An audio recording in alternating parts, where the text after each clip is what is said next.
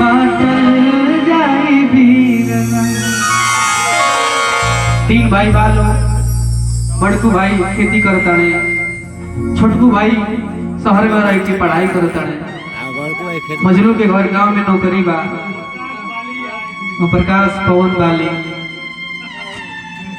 मजनू के मलकाइन तो नहीं है कमात भर भर भर के लोग खाता,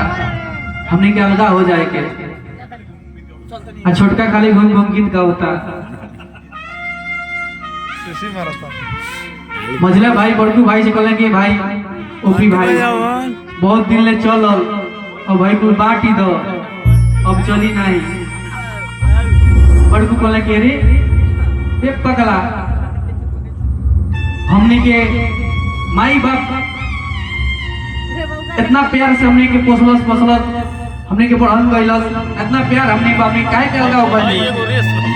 कहता मझला कि नहीं अब नहीं चले हमारा लगा होता। मझले भाई समझाओ तो कैसे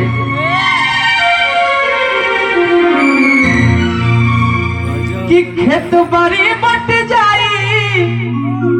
अरे अंगना दुआरवा पाई पाई बीरना